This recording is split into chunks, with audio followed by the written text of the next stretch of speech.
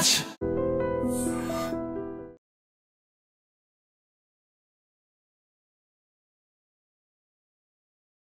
Namaste, welcome to iDream Weekend Update with Kavita.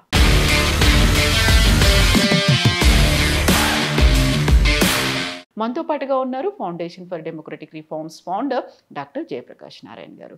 Sir నమస్తే. Sir నమస్తే కవిత. Sir ఇప్పుడు America గురించి మనం మాట్లాడుకుంటే అమెరికా మనకి టారిఫ్లు విధిస్తోంది, దాంతోపాటుగా కొంచెం కట్టడి చేయాలనేటువంటి ప్రయత్నం జరిగింది. బట్ మనమేమో కొంచెం కేర్ నాట్ అన్నట్టున్నాము, లేకపోతే ఇది కాకపోతే ప్రత్యామ్నాయాలు ఏవో ఉన్నాయని చూసుకున్నాము. రష్యాతో చైనాతో సంబంధాన్ని డెవలప్ చేసుకుంటున్నప్పుడు ఇప్పుడు ఎందుకని డొనాల్డ్ ట్రంప్ యూరోపియన్ యూనియన్ మీద ఒత్తిడి ఎందుకు తెస్తున్నారు? చైనాతో కలవకుండా ఉండాలి అనేటువంటి ప్రయత్నాలు ఎందుకు జరుగుతున్నాయి సార్? అంటే మూడు విషయాలు ఉన్నాయి దీనిలో. డొనాల్డ్ ట్రంప్కి స్వేచ్ఛా వాణిజ్యం అంటే నమ్మకం లేదు. మనం ఏమన్నా ఎవరిదైనా వస్తువు కొనుక్కుంటే అమ్మినవాడు దోపిడీ చేస్తున్నాడన్న భాష వాడుతున్నాడు. అనేది ఆధునిక ప్రపంచంలో ఊహించని భాష. ఇప్పుడు మార్కెట్లో పోయి మీరు ఏదైనా కొన్నారు, మీరు ఇష్టపడి కొన్నారు, కానీ బలవంతంగా తుపాకీ పెట్టి మిమ్మల్ని ఎవరో కొనిపించాలి.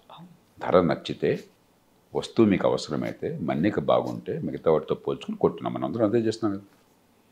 అమ్మినవాడు ద్రోహి, అమ్మినవాడు దోచుకున్నాడని చెప్పిన భాష చాలా ప్రమాదకరమైన భాష. కానీ ఎందుకో ఆయన రకమైన మర్కెంటలిజంకి వెళ్ళిపోయాడు. రెండోది, నిజంగానే అమెరికాకు కానీ లేకపోతే యూరోప్కి కానీ ఈ యుక్రెయిన్ యుద్ధంలో రష్యా కనుక గెలిచినట్టయితే, రెండో ప్రపంచ యుద్ధం తర్వాత ఒక దేశం మరొక దేశం మీద భూమిని ఆక్రమించుకోవటం కోసం దాడి చేసి ఆ భూమిని ఆక్రమించుకోవటం మొట్టమొదటిసారికి జరిగేది. అంతకుముందు సదాం హుస్సేన్ ఇరాక్ నుంచి కువైట్ మీద దాడి చేసి కువైట్ని ఆక్రమించాడు. ప్రపంచమంతా ఏకమై ఆయన దింపేసిన తర్వాత ఆయన ప్రాణం కూడా పోయింది. చరిత్రలో జరగల. భారతదేశం బంగ్లాదేశ్ విముక్తి కోసం మన సైనికులు ప్రాణాలు అర్పించి పోరాడారు, కానీ ఆక్రమించుకోవటం కోసం కాదు.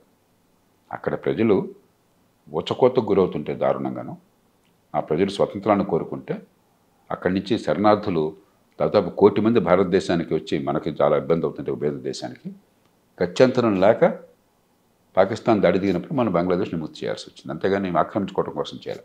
లేకపోతే భారతదేశం తలుచుకుంటే శ్రీలంకను ఆక్రమించుకోలేదా, బంగ్లాదేశ్ని ఆక్రమించుకోలేదా, నేపాల్ని ఆక్రమించుకోలేదా, చైనా తలుచుకుంటే చాలా దేశాలను ఆక్రమించుకోలేదా? అప్పుడు అక్కడ జరగల. కానీ రష్యా ఈవేళ ఒక పెద్ద దేశం, 6 లక్షల చదరపు కిలోమీటర్ల దేశం. అది రష్యాతో పోలిస్తే విస్తీర్ణం తక్కువే, కానీ యూరోప్ మిగతా దేశాలతో పోలిస్తే చాలా పెద్ద విస్తీర్ణం ఉన్న దేశం. ఇది నాది, అసలు నీకు హక్కు లేదని చెప్పిన పరిస్థితి వస్తే యూరోప్ చాలా భయంగా ఉంది. కాబట్టి మనం దాన్ని కూడా గమనించాలి. దానికి వాళ్ళు చేస్తున్న పద్ధతి సరైందా, దాని మీద పెట్రోలు డీజిల్ మీద లేకపోతే ఈ ముడి చమురు మీద ఆంక్షలు విధించాలా, ఏ రకంగా చేయాలి, ఏకపక్షంగా మనందరిని ఇబ్బంది పెట్టవచ్చా, అది వేరే విషయం. కానీ ఒక సమస్య ఉన్నది. కాబట్టి మనం పట్టుబడి ప్రదర్శించాలి. అమెరికా ప్రదర్శించాలి, యూరోప్ ప్రదర్శించాలి, మనం ప్రదర్శించాలి. మూడవది, దీర్ఘకాలంలో ఇది తాత్కాలికమైన సమస్య. రష్యా యుక్రెయిన్ మీద దాడి దీర్ఘకాల సమస్య కాకపోవచ్చు. దీర్ఘకాలంలో చైనా అమెరికాకి పాశ్చాత్య దేశాలకి దిట్టుగా దాదాపు ఎదిగింది. ఇప్పటికే ఇంకా పెరుగుతోంది. ఒకప్పుడు ఏముందులే పెద్ద ఒక ఆసియా ఖండంలో దేశం వాళ్ళు మనతో పోటీ పడాలనుకుంది. వాళ్ళ టెక్నాలజీలో కానీ, విద్యలో కానీ, పేటెంట్లలో కానీ, ఉత్పత్తిలో సరే చెప్పనక్కర్లేదు, నెంబర్ 1 అయిపోయినారు. మ్యానుఫ్యాక్చరింగ్లో కానీ అద్భుతమైన విజయాలు సాధిస్తున్నారు. కాబట్టి వాళ్ళకి ధీటుగా వచ్చి ప్రపంచ నాయకత్వానికి పోటీ పడుతున్నారు. కాబట్టి అక్కడ చైనా వ్యవస్థ వేరు కాబట్టి, నియంతృత్వం కాబట్టి, కమ్యూనిస్ట్ పార్టీ చేతుల్లో ఉంది కాబట్టి, మరి అంతర్జాతీయ సూత్రాలు కొన్ని పాటించకుండా ఉన్నారు. ఉదాహరణకి సౌత్ చైనా ఐలాండ్స్ అలాంటి వాటిల్లో ప్రపంచమంతా అంగీకరించిన సూత్రాలు పోకుండా మాదే గట్టిగా వాదిస్తున్నారు వల్లగుద్ది. మరి ఎవరో నిలవరించిపోతున్నారు. ఈ పరిస్థితుల్లో మరి ఎలా నిలవరించాలి, ఎలా మన ఆధిపత్యాన్ని లేకపోతే మన స్థానాన్ని కాపాడుకోవాలి, ఈ 3 రకాల ఇంపల్సెస్ ఉన్నాయి. దాంట్లో మనం ఏమిటంటే, అంతర్జాతీయ సంబంధాల్లో శాశ్వత మిత్రులు, శాశ్వత శత్రువులు ఉండరు. మనకి శాశ్వత ప్రయోజనాలు ఉంటాయి. 2, ఏ దేశమో మన కోసం ప్రత్యేకంగా ప్రేమ చూపెట్టదు. వాళ్ళకు కూడా లాభం ఉంటే ప్రేమ చూపెడతారు. అమెరికా తప్ప మనం ఏదో రొమాంటిక్గా ఆలోచించి వాళ్ళు ఎప్పుడు మనకి ఏదో ఆలుమగల సంబంధాలే చెప్పడం ఎంతకాలం ఉంటాయో, అలాంటి దేశాల మధ్య సంబంధాలు సందర్భాన్ని బట్టి ఉంటాయి. 3, మన స్నేహితులను ఎంచుకోవచ్చు కానీ పొరుగు వాళ్ళని ఎంచుకోలేము. పొరుగు వాళ్ళే అలాగే ఉంటారు. శాశ్వతంగా భారత్, చైనా సరిహద్దు దేశాలు, పాకిస్తాన్ పక్కన ఉంది, బంగ్లాదేశ్ ఉంది. ఎన్ని ఇబ్బందులు ఉన్నా కూడా ఏదో రకంగా మనం ఒక సయోధ్య సాధించాలి. లేకపోతే నిరంతరం సంఘర్షణ, యుద్ధ వాతావరణము, భయానక వాతావరణం మంచిది కాదు. ఈ 3 దృష్టిలో ఉంచుకుని మనం పావులు కదపాలి. చైనాతో మనకి శత్రుత్వం లేదు, కానీ చైనాతో తీవ్ర విభేదాలు ఉన్నాయి. చైనా 2-3 సార్లు మన మీద దాడిలో దిగింది, చాలా ఇబ్బందుల పాలు చేసింది. మన 1962లో వాళ్ళు చేసిన దాడి భారతదేశాన్ని మనోస్థైర్యాన్ని కోల్పోయేట్టు చేసింది. ప్రపంచంలో ప్రతిష్ట మంట కలిసిపోయింది. ఈ దేశానికి చాలా తలవంపులైంది. దాన్ని మనం మర్చిపోకూడదు. రేపొద్దున మళ్ళీ చేయరని చెప్పిన గ్యారెంటీ లేదు. అలాగే వాళ్ళతో రోజు పోటాడక్కర్లా. అంత పెద్ద దేశం, శాశ్వతంగా మనకి సరిహద్దు దేశం, ప్రపంచంలో అతిపెద్ద ఆర్థిక వ్యవస్థగా అమెరికా తీటుకు ఎదుగుతున్న దేశం. దాని నుంచి మనం కొన్ని నేర్చుకోవాలి. కానీ ప్రస్తుతానికి వచ్చే 20-30 ఏళ్ల పాటు మనకి నిజమైన ప్రగాఢ సంబంధాలు ఏమన్నా ఉంటే అమెరికా, యూరోప్ లాంటి దేశాలతోనే ఉంటాయి. ఎందుకంటే మనకి వాళ్ళకి పెద్ద ఘర్షణ అవకాశం లేదు. మనకి వాళ్ళకి ఎక్కడ ప్రయోజనాలు ట్రంప్ అనవసరంగా ఈ వాణిజ్య విషయంలో లేని తగాదా పెట్టుకుంటున్నాడు, కానీ ప్రపంచం మొత్తంతో మనకి అమెరికాకి ఉమ్మడి ప్రయోజనాలు ఉన్నాయి. మన లాభం వాళ్ళకి నష్టం కాదు, వాళ్ళ లాభం మనకు నష్టం కాదు. చైనా ఎప్పటికైనా మనకి కొంచెం జాగరూకత, మిత్రత్వం ఉన్నా కూడా జాగరూకత ఉండాలి. మూడోది ప్రజాస్వామ్య దేశాలు. ప్రజాస్వామ్యం ఇప్పుడు ఏమవుతుంది? ఉదాహరణకి డొనాల్డ్ ట్రంప్ మన మీద ఎంత గొడవ చేసి కయ్యానికి దిగినా కూడా ప్రపంచంలో అందరికంటే ఎక్కువగా ఈ దిగుమతి సుంకాలు విధించినా కూడా ఆ దేశంలో ప్రజల్లో అభిప్రాయం కానీ, పార్టీల్లో అభిప్రాయం కానీ, అమెరికన్ కాంగ్రెస్, అమెరికన్ పార్లమెంట్లో వివిధ వర్గాల అభిప్రాయం కానీ, ఎలీట్స్ అని చెప్పి అంటాం, ఆ దేశంలో మేధోపరంగా నాయకత్వం ఇచ్చే వర్గాలు కానీ భారత్ని దూరం చేసుకోవడం అనేది విజ్ఞత గల పని కాదని చెప్పి గట్టిగా అక్కడ వాదించారు. దాని ప్రభావం కనిపిస్తుంది. మన మీద అంత కయ్యానికి దిగిన మనిషి ఆయన ఇప్పుడు మళ్ళీ కాస్త భాష కానీ ఆయన ప్రవర్తన కానీ బాగుంది. బహుశా కొద్ది రోజుల్లో సమస్య సద్దుమణిపోవచ్చు. రియలైజ్ అయ్యారా సార్? అంటే ఇప్పుడు ఇది వ్యక్తి మనసులో మార్పు వచ్చింది కదా మనకు అనవసరం. తన దేశ అవసరాలు, తన రాజకీయ అవసరాలు, తన సమాజం స్పందిస్తున్న తీరుని బట్టి పంతా మార్చుకుంటే మన వరకు ఓకే, అంతే కదా. మనమే పిల్లనిస్తున్నామా? వ్యక్తిగత సంబంధాలు దీనిలో ఏం లేవు కదా. వ్యక్తిగతంగా ఇప్పుడు ఆలోచించకూడదు. అంతర్జాతీయ రాజకీయాల్లో మనకి వ్యక్తిగత ప్రతిష్ట, వ్యక్తిగతమైనది, ఒక ఈగో, అహంకారం ఇవన్నీ ఉండకూడదు. దేశ ప్రయోజనాలు ఏమన్నా వాళ్ళకి కానీ మనకు కానీ. కాబట్టి మనం కొన్ని చిన్న ఇబ్బందులు వచ్చినాయి, వాటిని మనం బహుశా పరిష్కరించుకునే అవకాశం కనిపిస్తుంది మన కళ్ళ దగ్గర. మంచిదే అది. అంటే ఈ ఉదంతం నుంచి మనం నేర్చుకోవాల్సింది ఏమిటంటే మన అంతర్గత బలమే మనకి శ్రీరామ రక్ష. అందరితో సంబంధాలు బాగా పెట్టుకుందాం, కానీ మనం ఎవరి మీద కూడా ఆధారపడకూడదు పూర్తిగా. 2, మన బలాన్ని మనం పెంచుకోవాలి. మన ఆర్థిక బలం ముఖ్యంగా ప్రధానంగా పెంచుకోవాలి. అదే రాజకీయంగా ఐక్యకంఠంతో దేశంతో లోపలంతా మల్లాగొల్లాలు పడినా కూడా దేశం లోపల ప్రపంచానికి మనం ఒకటే కంఠం, ఒకే వాక్, అది ఉండాలి. ఆ ఐకమత్యం కనిపించాలి. అప్పుడు మన గౌరవిస్తారు. అప్పుడు తొందరపడి మనకి ఇబ్బంది కలిగించే పని చేయరు. సరే, ఇప్పుడు అమెరికా చెప్పిందని యూరోపియన్ యూనియనో లేకుంటే ఇంకో కంట్రీయో వింటుందా? భారతదేశం మీద మీరు ఇలా ఒత్తిడి తెండి, లేకపోతే ఇంత టారిఫ్లు పెంచండి, మేము 50% చేసాం, మీరు 100% చేయండి అంటే? భారత్ మీద కాదు, అది మళ్ళీ మనం కొంచెం అంతా మనం సొంతంగా మనమే చేసుకుంటున్నాం కాదు. రష్యా ఒక పెనుభూతంలాగా యూరోప్కి, అమెరికాకి కనిపిస్తుంది. ముఖ్యంగా యూరోప్ కనిపిస్తుంది. పశ్చిమ యూరోప్ దేశాలు హడిలిపోతున్నాయి ఇప్పుడు.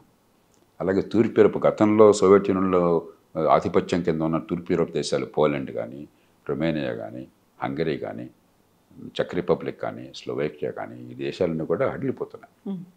రష్యా కనుక ఈ రకంగా ప్రపంచ అభిప్రాయాన్ని కాలదని యుక్రెయిన్ లాంటి దేశాన్ని ఆక్రమించేసుకుంటే ఇష్టం వచ్చినట్టు పొద్దున మన మీద దాడి చేస్తే మనకి గతి ఏంటి? ఎవరు మనకు ఆదుకుంటారని చెప్పిన భయంతో ఉన్నాయి. కాబట్టి వాళ్ళ భయం నిజమైనది, ఆధారాలు ఉన్న భయం. రష్యా చేస్తున్న తీరు పూర్తిగా ఆక్షేపణీయం. ఏ రకంగా చూసినా కూడా దాన్ని మనం క్షమించకూడదు.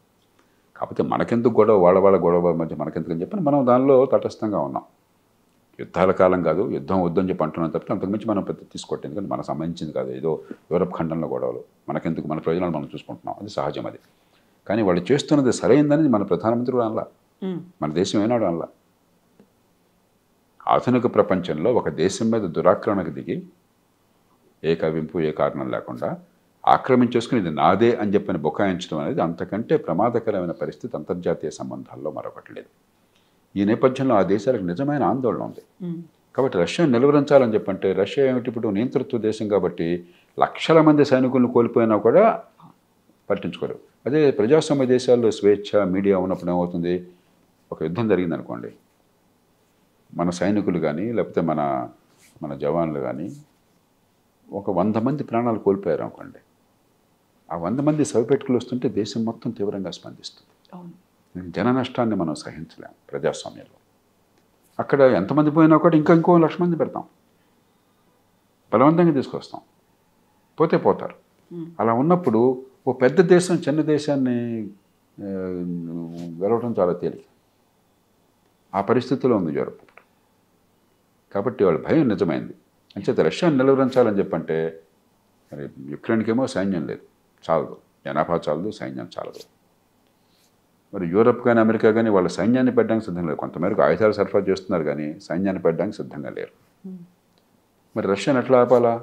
కనీసం వాళ్ళు ఆయిల్, వాళ్ళకున్న ప్రధానమైన వనరు ఆయిల్ని అమ్ముకుంటున్నారు ప్రపంచం మొత్తానికి.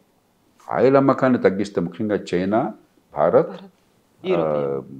మీకు టర్కీ, ఈ 3 దేశాలు ఆయిల్ కొంటున్నాయి. కొంతమేరకు యూరోప్ని కూడా కొంత గ్యాస్ కొంటున్నాయి, ఆయిల్ కాకపోయినా కూడా.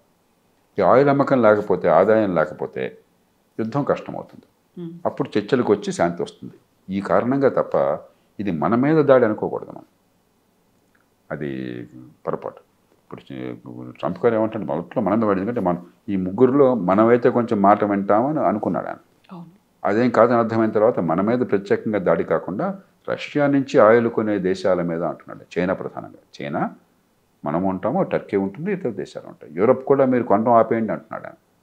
కాబట్టి ఇది పెద్ద వ్యూహంగా చూడాలి కానీ భారతదేశం మీద దాడిగా మనం భావించకూడదు. సార్, ఇప్పుడు భారత్ స్టాండ్ ఇన్ని రకాల పరిస్థితులు ఉన్నప్పుడు మోదీ తీసుకున్నటువంటి స్ట్రాటజీ ఎలా ఉందంటారు సార్? మన దేశ ఆత్మగౌరవాన్ని కాపాడుకున్నాం. మరి మేము అంత తేలిగ్గా బెదిరింపులకు లొంగమనే విషయాన్ని ప్రస్ఫుటించి అదే సమయంలో చర్చలకు సిద్ధమని చెప్పిన సంకేతాన్ని కూడా ఇచ్చాం. సరైనటువంటి ధోరణి, అది విదేశాంగ నీతిలో సరైనటువంటి ధోరణి. మనకు అమెరికాతో కయ్యం లేదు, ఉండకూడదు. అమెరికాతో కయ్యం పెట్టుకుని మేము కటీఫ్ అని చెప్పంటే ఉత్తర కొరియా అలాగే అయిపోతాం, పొరపాటు అవుతుంది. అలాగే చైనా మాకేమో శత్రు దేశం కాదు, మా ఇబ్బందులు మాకున్నా కూడా చైనాతో సంబంధాలు ఉన్నతులు బాగా ఉంటే 2 దేశాలు కూడా ఆ రకమైన సంకేతాన్ని ఇచ్చినాయి. అది సరైనటువంటి పద్ధతి. అంటే స్ట్రాటజిక్ ఆటోనమీ అనే పదాన్ని వాడుతున్నారు చాలామంది పండితులు. అంటే మనం పూర్వం అలీన విధానం అనేవాళ్ళం.